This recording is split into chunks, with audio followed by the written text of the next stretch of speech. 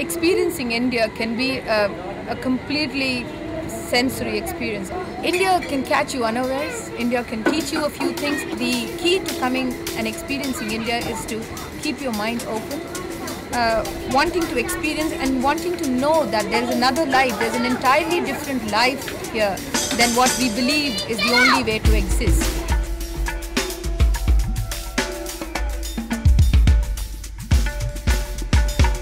People come in with a lot of expectations. They usually go back with more than what they had expected. Something changes inside of them when they see that things can go on for generations without major modern changes happening. As you travel through India, there's a lot of faces that you see. Faces that have lived life, some very harsh lives.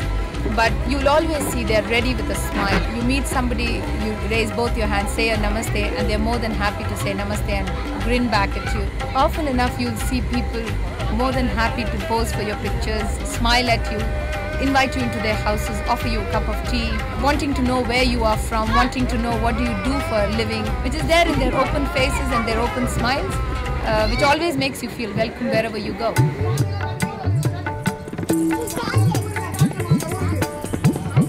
Inequality between the rich and the poor can disturb you. At the same time, it can also open your eyes to certain truths of existence. It's the wide differences. It kind of sets you thinking. It questions you. It also makes you realize that the way you live back home is not the only way to live. Traveling to India can really be a very immense and an immersive experience. When you move into smaller towns, towns have a flavor of what is authentic to that state or to that town. You could go into a tea shop and experience delicacy of that place, or you can have a samosa that is very typical to that area. So cuisine is a huge element that can be covered as you're traveling through India.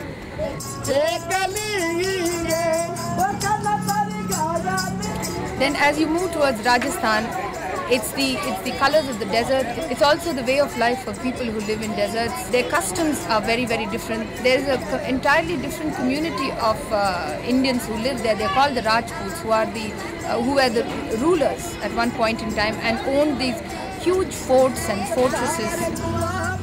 Their dress codes, which is again with the huge turbans and the women wearing so much color on them, against the vast barren desert backgrounds, are stunning. And for me, it's probably a one way of saying whatever my environment is, I am joyful and I am colorful, and this is how I want to portray myself.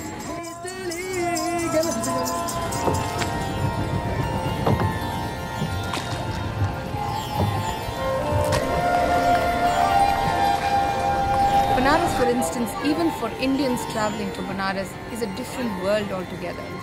To see a culture that has been surviving for almost 5,000 years, to see belief systems that have existed for many, many years. Life seems to be happening all around you. There is food happening, there is death, there is cremation, there is people living, there is old age, there seems to be sickness. Everything seems to be happening all around you without anybody actually making an effort to either stop or to prevent or to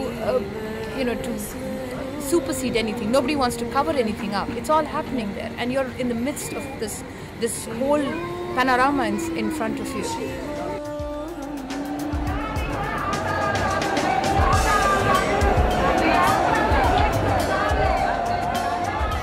There is an element of religiosity in everything that a Hindu does, or for that matter any other religion that lives in India.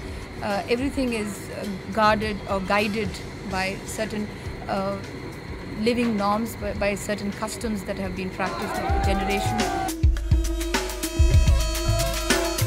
As you travel maybe 10-15 days in India, you can actually take in a lot, but you have to stop and look, because in your hurry to see the 10 monuments, you can quite easily miss the essence that is actually India, and that lies below the surface.